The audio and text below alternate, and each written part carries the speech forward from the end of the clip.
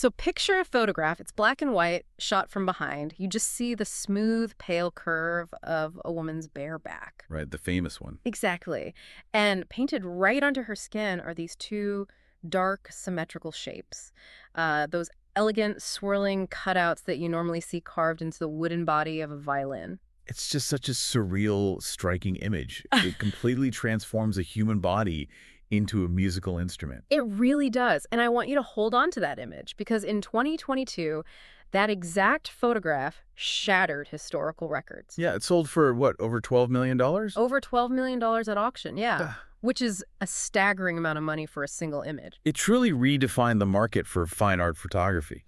But, while the world widely celebrates the man who stood behind the camera, right, the woman in front of it, the actual canvas for this million-dollar masterpiece, she often just gets reduced to a recognizable profile in the annals of art history. Which is a shame. And that's why today's deep dive is entirely about the woman who owned that profile. We are tracing the journey of Alice Prin. Better known to the world as Kiki de Montparnasse. Exactly. Our mission today is to explore how a destitute, illegitimate child born in rural France managed to completely reinvent herself. I mean, she became the definitive living symbol of 1920s Bohemian Paris. And the sheer force of her will is going to be the thread that connects all the historical accounts we're looking at today. It's really a story about survival, profound self-creation, and the intentional birth of a cultural icon. To really grasp the scale of Kiki's journey, I mean, imagine a modern-day self-made influencer who commands global attention. Oh, totally. Now imagine achieving that level of absolute fame entirely without the internet. No algorithms or viral videos, no social media reach whatsoever. Just relying completely on pure grit, physical expression, and unrelenting charisma. Right. But to understand the million-dollar icon she became, we first have to examine the environment that shaped her. We have to talk about a girl who started with absolutely nothing. Yeah. To understand Kiki, you first have to understand the harsh realities facing Alice Prin. She was born in 1901 in a rural region of France as an illegitimate child. And it wasn't just a lack of luxury. No. The poverty she was born into was extreme. It was scraping by to survive deprivation.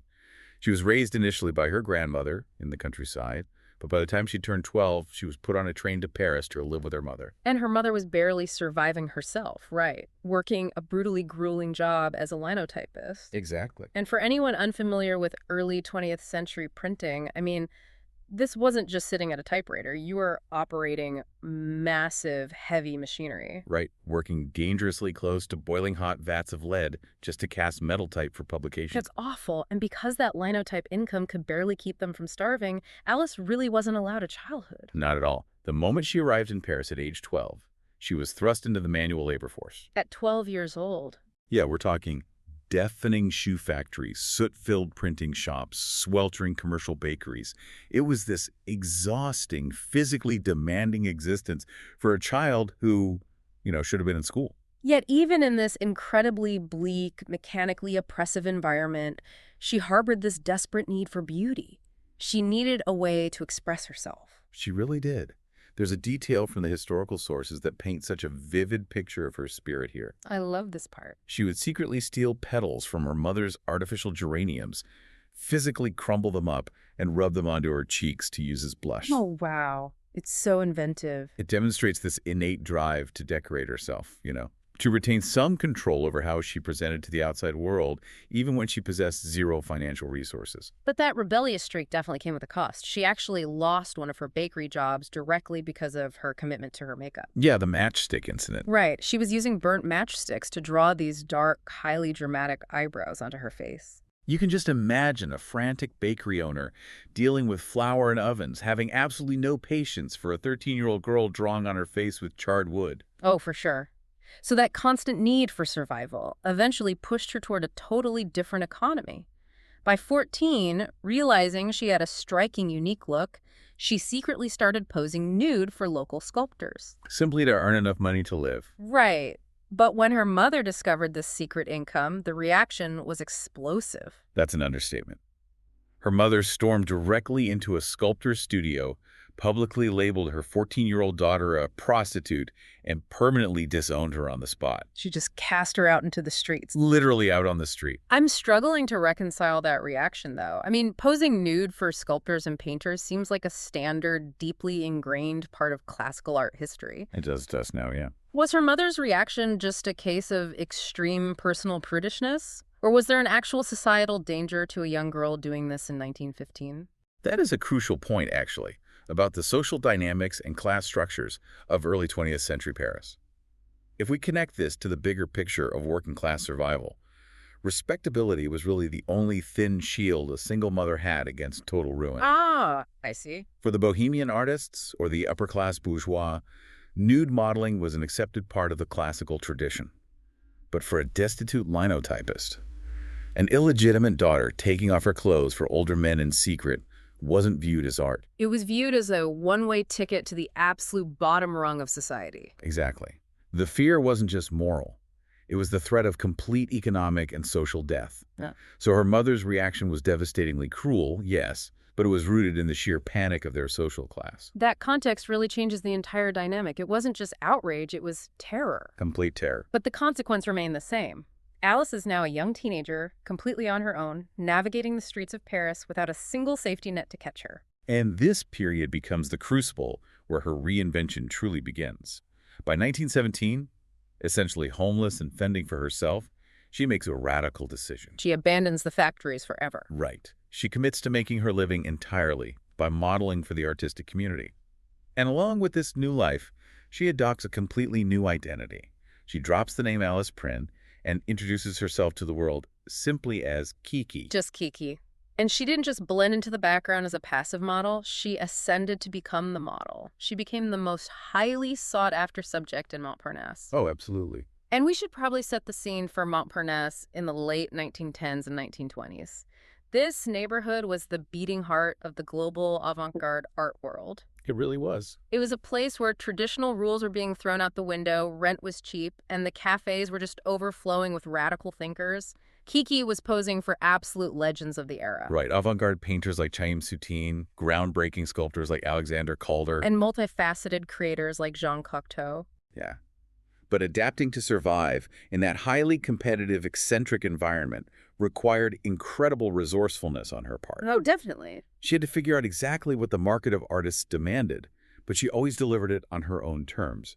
For instance, classical painters often expected a very specific physical aesthetic from their models, which traditionally included a natural amount of body hair. Right, and Kiki naturally had very little body hair, so relying on that same scrappiness that had her using matchsticks for makeup, she developed this hilarious workaround. This is one of my favorite details. It's so good. She would take a piece of charcoal and physically sketch fake pubic hair onto her own body before she posed. Wait, literally drawing it on? Literally drawing it on with charcoal just to satisfy the rigid classical expectations of these painters. It's brilliant, honestly. She knew exactly what the visual economy demanded, and she literally drew the supply onto her own skin. It's kind of the 1920s Bohemian equivalent of bootstrapping a startup. I mean, imagine a modern job seeker desperate for a position who completely fakes a skill on their resume just to get their foot in the door. And then spends all night watching tutorials to pull it off. Exactly. Kiki was doing exactly that. The painters needed classical realism, so she asked for a piece of charcoal and drew it on herself. But beyond just fulfilling their requests, she actually began dictating the aesthetic of the neighborhood. She did. She developed a highly specific, instantly recognizable signature look. She cultivated this stark, sharp profile, chopped her hair into a severe geometric bob, and consistently wore incredibly vibrant red lipstick. She refused to passively sit and be observed. Her personality was just so large, so loud, and so uninhibited that she became the living, breathing embodiment of Montparnasse's anti-establishment attitude. She transformed from a muse into the scene itself. Yeah. And that rising cultural status, combined with her incredibly distinct visual presence, is what eventually caught the eye of an American artist who had recently moved to Paris. Which introduces a collaboration that would permanently define the Surrealist movement. Right. In the autumn of 1921, Kiki crossed paths with the visual artist Man RayHer. This meeting sparked a volatile, passionate, and intensely creative romantic relationship that would last for 8 defining years. She moved into his studio and essentially became the ultimate anchor for his artistic vision.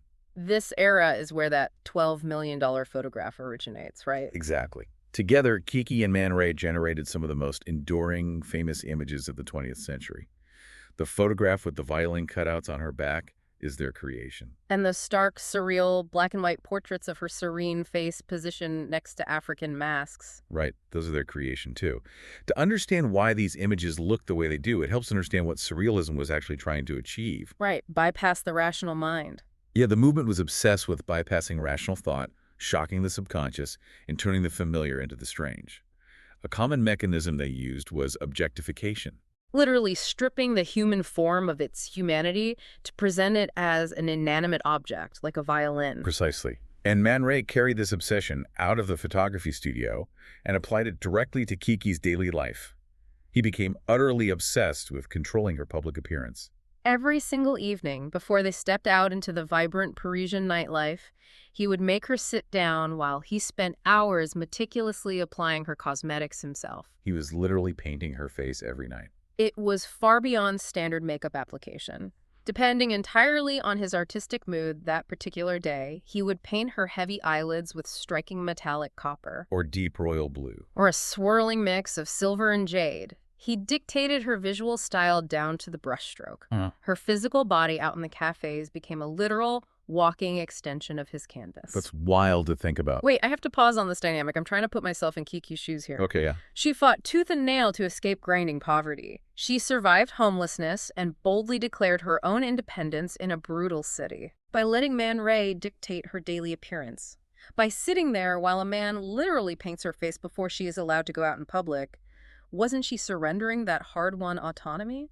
Or, I don't know, should we view this as a brilliant mutual performance art piece between two equal collaborators? That is the crucial, complex tension right at the center of their relationship. You can absolutely view it through the critical lens of a powerful male artist controlling and objectifying his female subject. Right. It feels very Pygmalion. Exactly.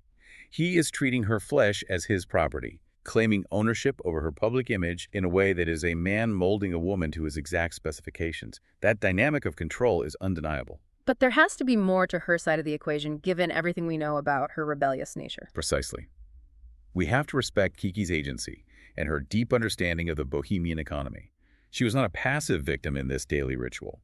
She understood the enduring power of image better than anyone in Paris. Wow, so she was leaning into it. By allowing Man Ray to use her as a living canvas, she ensured that her face, her specific aesthetic, would be immortalized globally. She essentially weaponized his artistic obsession to elevate her own status. That makes a lot of sense. It was a symbiotic performance. He desperately needed a muse who could physically embody the surrealist ethos, and she needed a visionary with a camera to amplify the character of Kiki that she had already invented. It was a collaboration, even if the power dynamics were messy, volatile, and deeply intertwined with their romance. Exactly. I really love that framing, weaponizing his obsession, because it becomes blindingly clear that even while she was serving as the ultimate muse for these famous men, she completely refused to remain confined to their shadows. Not at all. As the decade progressed, she stepped directly into the spotlight as an independent creator in her own right. Yeah, by 1929, at just 28 years old, she reached the absolute zenith of her cultural influence. The local artistic community officially elected her the Queen of Montparnasse. The actual queen. And it wasn't a mocking or ironic title, It was a genuine community-wide acknowledgement of her unparalleled cultural power. She expanded her reach far beyond modeling. She began acting in experimental, avant-garde silent films, and perhaps most surprisingly, she picked up the paintbrush herself. Yeah, in 1927, she held a gallery exhibition entirely dedicated to her own artwork. She painted expressionist landscapes and vibrant portraits, and the entire show completely sold out. Which is remarkable when you consider she possessed zero formal artistic training. Her art was a direct, unfiltered reflection of her personality. Bright, optimistic, and fiercely unpretentious. And her entrepreneurial drive also pushed her onto the stage.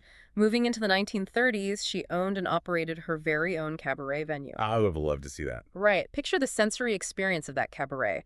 Cramped, smoky rooms, glasses clinking, and Kiki taking the stage in black garters, performing these delightfully risque, funny songs. She was taking complete ownership of her physical presentation, her sexuality, and her humor, delivering it directly to the audience on her own terms. But her most significant independent swing was stepping into the literary world. In 1929, she wrote and published a highly anticipated autobiography. And the cultural weight of that memoir really cannot be overstated, primarily because Ernest Hemingway himself wrote the introduction for it. Wait, Hemingway? Yeah. Having Hemingway write your intro in 1929 was essentially the ultimate literary stamp of approval. That's a huge deal. It really was. But the journey of this memoir also exposes a dark, exploitative side to her international fame. The book was incredibly candid. It spoke honestly about her early life, her body, and the realities of the Bohemian lifestyle. But the problem with writing a ruthlessly honest memoir in 1929 is that American obscenity laws practically invited piracy. Right. When the book was translated for the United States, the U.S. government immediately banned it on the grounds of obscenity. And because it was banned, it couldn't secure a legal copyright in America. Exactly. This legal loophole left the door wide open for vultures, which introduces a notorious figure named Samuel Roth. Oh, Samuel. Yeah.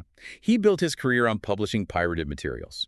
He noticed that Kiki's book was generating massive international buzz, but lacked any legal protection within the U.S. borders. So he simply stole it. He just took it. He pirated the work, published it under his own imprint, and pocketed all the profits. But he didn't just steal the text. He actively vandalized her life story. How so? He altered her words. He added cheap, fake illustrations that she had absolutely nothing to do with. And most egregiously, he invented 10 completely fictional chapters where Kiki supposedly travels across the Atlantic to New York simply to meet him, Samuel Roth, in person. That is just, the audacity of that theft is infuriating. It feels exactly like the modern crisis we are facing right now with deepfakes or unauthorized AI-generated biographies. That is an incredibly sharp analogy. The mechanism of exploitation is exactly the same. I mean, imagine the violation. You have this powerful, fiercely independent woman who clawed her way up from grueling factory labor to tell her own story. Then a powerful man exploits a legal loophole to scrape her likeness, steal her authentic voice, fabricate words she never said, and insert himself as a main character. Just to stroke his own ego. Right, and profit off a completely counterfeit version of her life. Historically, the narratives of independent women have so frequently been hijacked, sanitized, or sensationalized by men who controlled the means of distribution. Roth literally wrote himself into her trauma and her triumphs to make himself look important. He commodified her identity, stripping her of the very autonomy she had written the book to celebrate and reclaim. It serves as a stark, sobering reminder that even when a community crowns you the Queen of Montparnasse, if you do not control the structural machinery of your own narrative, someone else will gladly step in and steal it. Sadly, that lack of underlying structural power becomes tragically apparent as the world around her begins to fundamentally shift. It does. As we enter the final chapters of her life, it becomes clear that Kiki's identity was deeply, inextricably tied to a very specific physical location, the streets of Montparnasse, and a very specific era, the roaring 1920s. And when that era faded, her fortunes faded right along with it. By the late 1930s, the cultural zeitgeist had just moved on. Montparnasse lost its status as the center of the avant-garde art world. The global economic devastation of the Great Depression took its toll, and that vibrant, carefree bohemian lifestyle began to evaporate. And then the final blow came when World War II broke out. When the occupying German forces entered Paris in 1940, Kiki was forced to flee the city entirely to avoid the occupation. And when she eventually returned to Paris after the war, the city she knew, the community she ruled, was entirely gone. She was no longer the glowing, vibrant muse of the avant-garde. She lived her final years in severe poverty and struggled deeply with severe substance abuse. Yeah, alcohol and drug addiction took a heavy, visible toll on her health. In those final years, she was primarily cared for by a fiercely loyal friend who was a local accordion player. That is such a poignant, heartbreaking image. The former queen of the global art world, the woman whose face defined a generation, being looked after by a street musician in the fading streets of her old kingdom. She eventually collapsed outside her apartment in Montparnasse and died at the age of 51. But her death, however, revealed just how deeply she had impacted the soul of Paris. Her funeral was massive. Legions of artists, writers, and ordinary admirers filled the streets to follow her procession. The artist Fujita, who was one of her oldest and dearest friends from the early days, famously remarked that with Kiki's passing, the golden age of Montparnasse was permanently buried alongside her. She truly was the era incarnate. But even through those dark, impoverished final years, the historical accounts make a point to highlight her unshakable, resilient optimism. Maybe, yeah. There is a famous life philosophy of hers that I think perfectly encapsulates her spirit. Kiki always maintained that as long as she could find a simple piece of bread, a raw onion, and a cheap bottle of wine, she could survive happily. That philosophy brings us full circle, right back to the hungry, desperate 12-year-old girl arriving in Paris. Excellent. Through all the glamour, the million-dollar photographs, and the international fame, she never lost that baseline, gritty understanding of what it took to simply survive another day. That resilience brings me to a final thought. I want you, the listener, to mull over long after this deep dive ends. Think back to those impoverished, desperate beginnings. The sweltering factories. The stolen geranium petals, the matchstick makeup, all the way to her global fame and that record-breaking surrealist auction. Yeah. Was Kiki's greatest masterpiece truly a painting she made, or a photograph she posed for, or even her celebrated memoir? That's a great question. Consider the possibility that her most enduring masterpiece was the very character of Kiki herself. She performed a lifelong, brilliantly self-directed act of creation that transformed a destitute, outcast child into an immortal symbol of artistic freedom. It is a profound lens through which to view her legacy. The art world certainly got its ultimate muse, but Alice Prin got to design her own legend. The next time you see that $12 million photograph of a violin painted on a woman's bare back, don't just admire the surrealist camera work. Look closely at the canvas. Alice Prin drew her own strings, and she played the world exactly how she wanted to.